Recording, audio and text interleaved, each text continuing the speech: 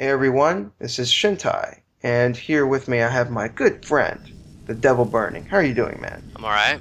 Thanks for asking. Today we're going to be talking about Demon Souls, which I believe is probably like one of your most favorite games of this generation, am I right? I would say so, for sure. It's one of the few games that didn't really thoroughly disappoint me with game-breaking bugs and numerous DLC iterations. I don't think Demon Souls has even had a single patch. To be honest, I don't think so either. Might Remember, have had one around the time it came out, but if there was one when it came out, I don't recall it, and I don't recall any further patches that was needed. but basically Demon Souls is an action RPG developed by From Software and published by Atlas. Atlas has been bringing out a lot of like really dark RPGs for a while, so I think them bringing over this game makes sense. Demon Souls, actually, fun fact, was the first Atlas published game that I played. Somebody had brought it up randomly in a comment and asked if I had played any Atlas games. I was like, huh. So I did a little research and saw that there was an upcoming action RPG game called Demon Souls coming out. So I was like, sweet, I'll check that one out. Let's start off with like aesthetics first. What did you think of the graphics? The graphics aren't like anything like retardedly great or anything, but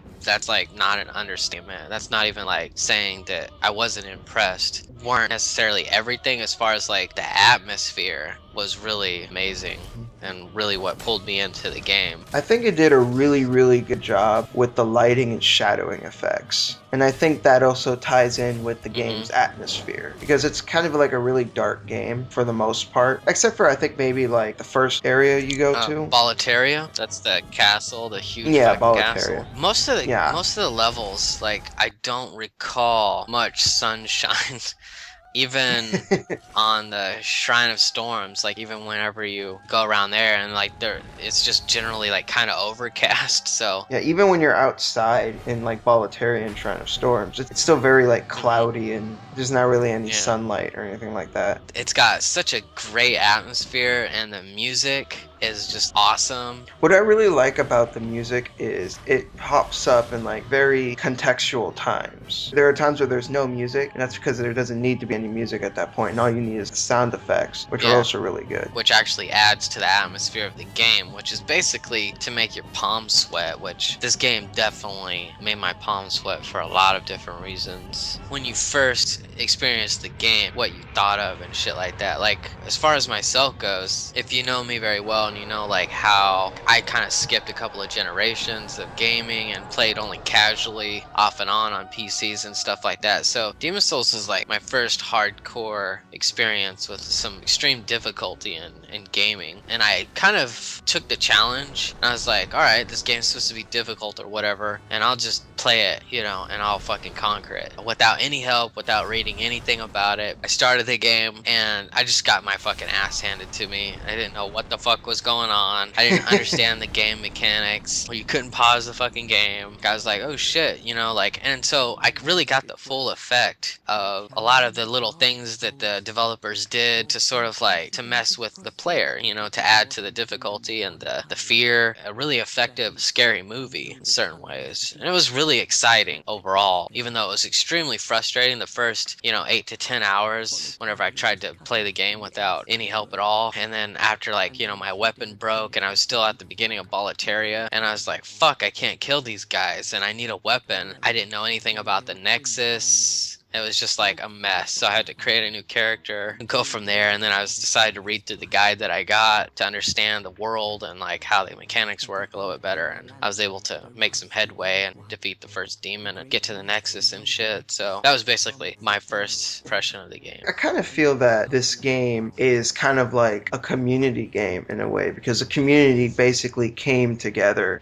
to figure out the game. Everyone was basically, not everyone, because you can leave messages in the world and you can lead people astray. A false message. Actually, when I was initially playing the game, like the very first time I got the game, I actually got it like I think a month before the game actually came out. There weren't really a whole lot of messages, because the only other people who were playing the game were other like, people reviewing the game. Your first impression of the game was tainted. And then what was weird about that copy was when the real Yeah. game came out, those servers were shut down. And I didn't get a chance to get back to the game and actually play it for real until I got a greatest hits copy, like sometime later. By the time I had played that version, the world was like littered with messages of people just saying, I'm in trouble. Oh yeah. Recommend this message, which is really annoying because if you recommend someone's message, they will Right. get a health boost. I mean, I really hate that message and I wish it wasn't there because I really like the system otherwise. Because let's say you're playing through the game and you put a message, you really put some thought into it because you think it would help someone. And then the next time you play through the game, it's like, oh, your health has been regenerated. It's like, oh, that's pretty sweet. Someone found what I said to actually be of some use. And that Yeah, was actually a pretty totally. good feeling when it happened because I felt like I feel that this could help someone. Let me help some dude out. Dude appreciated it and I was compensated Now, for it. whenever I first played the game, I also wasn't even aware of the invasion system. And so, like, I would regenerate myself, to non-soul form, like to living form, right? That actually,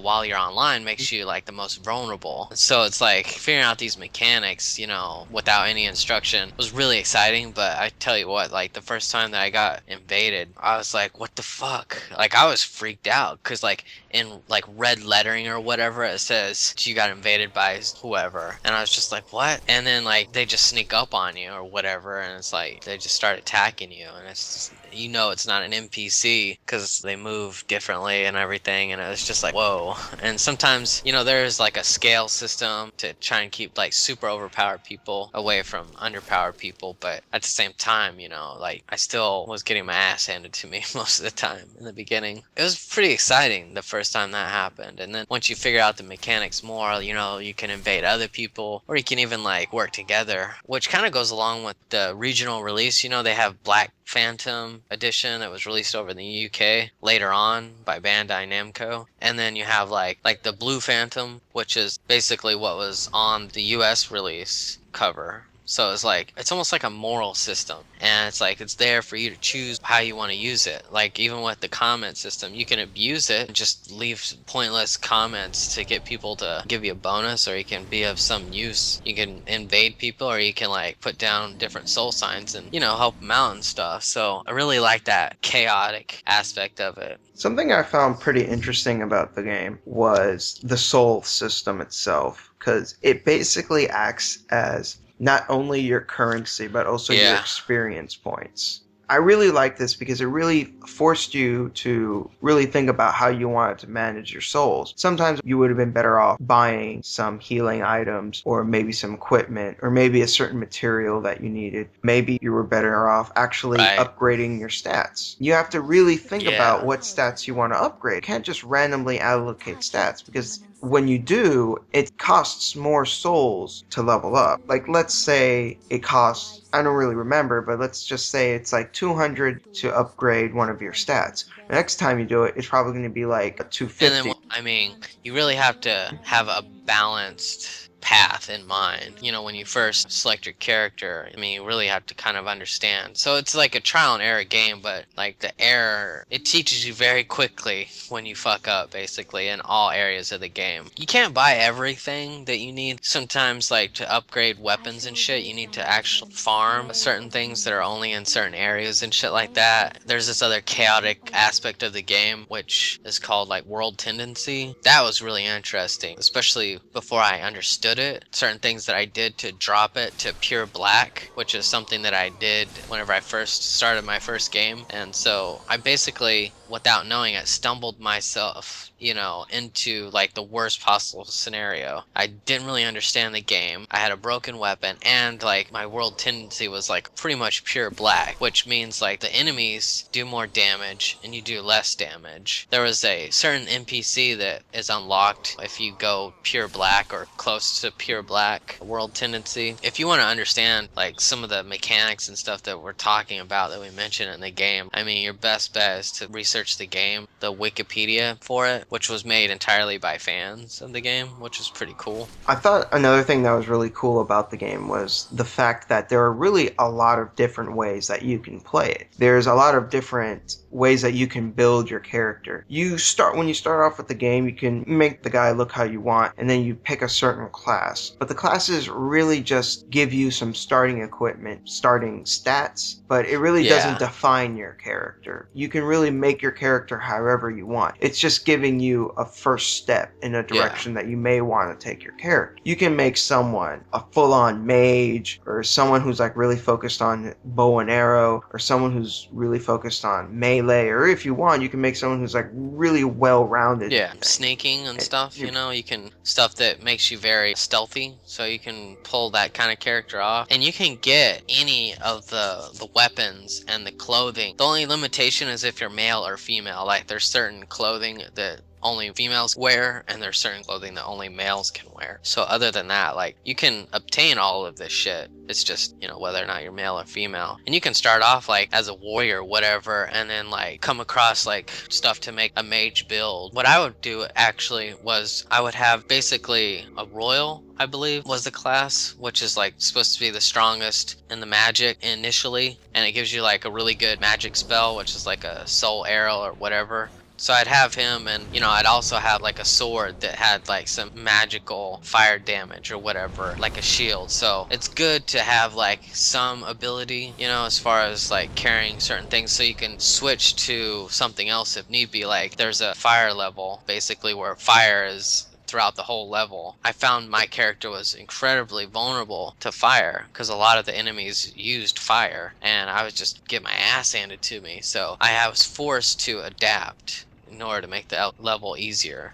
Just walking around, you know, with your magic spells isn't always the most effective way to go through the game. But other than that level, my character was pretty invulnerable. I also like the level design in this game. There's like mainly, I think, 5 areas that you could go to, but all of them are very distinct and they have their own different properties and very different enemies. I think it's very rare that you'll find the same enemy in 2 different places. Mostly that these areas have their own special kinds of enemies. Yeah. They all have their own unique strategies that you need in order to defeat them. Each world definitely had its own surprises. Traps, enemies that come at you super fast, bog that poisons you, shit that explodes without you knowing about it. It's just really surprising throughout the whole game. Until you beat the game a few times and you're like, okay, I pretty much know everything there is to know about it. But even then, you can't just run through the game. Yeah, you really need to use your head in this game. If you try to go into this game, like if you were playing Ninja Gaiden or Devil May Cry or something, you're just going to get yourself killed. It's not about how fast you are. It's more about your timing to really pace yourself and to really think about your actions. You still have to consider what you're dealing with in the game, otherwise you will die.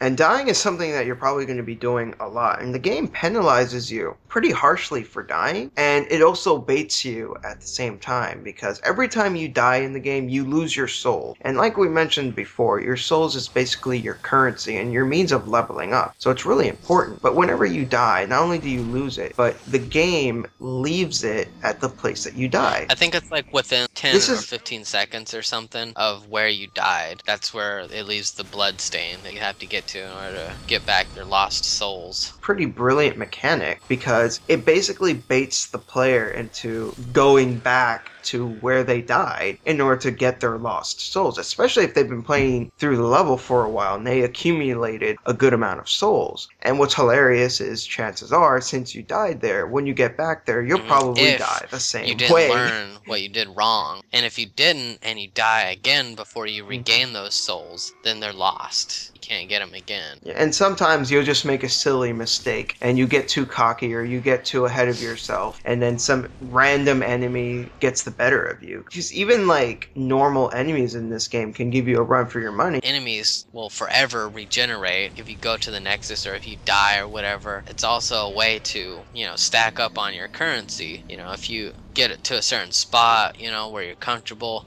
and there's quite a few like spots where you can find that, you know, the enemies give you a pretty good amount of souls, and then so you like repeat the process over and over again and you buy your shit or whatever. One downside was, again, balance. Like, especially if you're a magic based user, you use the spice, you have to buy that spice, and this replenishes your magic bar so that you can use your spells. It's not cheap, especially when you first start out, so it's like you got to make sure that you have enough spice in order to make it to the next checkpoint, to make your way through there so that you can advance, but also manage the fact that, you know, you only have so much currency and you can only buy so many vials of spice. And if you don't make it to your objective, then it's like you gotta soul farm and then go buy some more and then attempt to do this process again. Yeah, if you pick a melee class, in that aspect, you don't have to worry about something like that. Really, the only perishable items you need to worry Yeah. about are probably just healing items, which is something Yeah. you can come across pretty easily. So you have to take in the pros and cons of the different builds in the game. Think about what you think would be most comfortable. But it is a strategy game in a sense, though, at least to me. You really have to plan out a strategy in order to advance in that game. You really have to understand how the enemies are attacking you, and especially the bosses, their weaknesses. Do you remember making it to the first major demon and just shitting your pants and being like, what the fuck do I do? The first one for me The was the Dragon Dragon God. Yeah, that was the first archdemon I fought. Well, yeah, the Dragon God definitely Yeah. made me Yeah, shit my pants because he was so freaking huge. The Flame Lurker gave me a lot of definitely. problem, but now I just roll up next to him because I got the strategy all formulated. I know how to approach him. You know, I use a spell to keep me from getting burned and shit, and I use like a shield, pretty much impervious to heat. So I just roll up next to him and then cast like, you know, my most powerful magic spell, Firestorm, and he's toast. Kind of a fun fact. After you beat the Dragon God in that area, depending on your world tendency, there's an area that opens, and you can get the I think Dragon it's the Slayer Dragon sword Bone or the I forget- Crusher or some shit like What's cool about that weapon is it's actually a reference, especially if you read the description of the sword, it's a reference to the sword that Guts uses from Berserk anime and manga. I love the design of the game overall, regardless of what it references. Tower of Latria. Yeah, that was a really cool tower. It has all these gargoyles with the red eyes. I was just blown away and intimidated and sweaty palmed. If you've never played this game, you should definitely play it for the experience alone. It definitely takes, you know, some learning to understand it in order to make it not as difficult as a lot of people initially felt it was. Yeah, when I very first played the game, especially since I played it before there was a lot of like attention, I was really lost and I didn't know what I was doing either, and I felt like giving up, but I did persevere. I found that I really, really enjoyed the game. I really loved figuring it out, and I really loved the world, the atmosphere, and even though the graphics and the technical aspect really aren't the best per se, but just in its style and its presentation, it's really awesome. Honestly, I wholeheartedly recommend this game. I think it's an excellent action RPG. It's definitely not for the faint of heart. If you don't really like games that will kick your ass, don't play this game. But if that sounds intriguing to you, if you're tired of games that are holding your hand all the time and you want something that really will just like rip you a new asshole, this game is definitely for you. And it's a very smart game too. It's not one that of the toughs down to few you. modern games that I feel is absolutely brilliant. Granted, you know, I haven't played every game that's come out this generation, but like, I mean, I put over 200 hours into this game and I can still put it in and play it to this day. The game still has replayability. There's 2 different endings depending on what you do at the end of the game. I mean, I couldn't see anybody playing this game and being disappointed. One thing that I kind of didn't like that a lot of people said about the game, that it didn't have any story. Yeah, I disagree with that as well. The thing is with this game is the story is kind of something that you have to uncover yourself. It's something that you have to unearth. It's there, and it's very rich, but it's something that the game doesn't outwardly show you. It's something you kind of have to be like a detective of sorts. There's imprints of the story all over the place, but you yourself you have to dust it off. I would definitely liken it to like a detective. Not to sound like, you know, I'm boasting or whatever, but coming from a person who has platinumed the game, I can tell you that the story is within the characters that you meet and that you talk to, and it's like, listen to what they say, you know, explore everything, look at everything, you know, read everything, just go to every corner of every level, and I guarantee you will not feel like this game lacks in any department. Use your imagination a little bit. That's what I did. I mean, I was thinking about weird shit that I saw, and I was like, man, I bet like that fucking maiden. Well, I mean, I'll let you imagine what you want to in that particular part of the game, but some pretty dark, suggestive stuff in the game. You know, take what you want from it, and you know, if you decide that the game really doesn't have that much, I question like how much you explored the game. Thank you very much for being on this review. We both definitely agree that this is a fantastic game and is one of the best games of this generation. Again, thank you very much for coming on No this problem, review. man. Thanks for having me. No problem. Bring me Peace out. more demon Oh, go ahead. souls. Bring me more See you demon later. souls. Peace.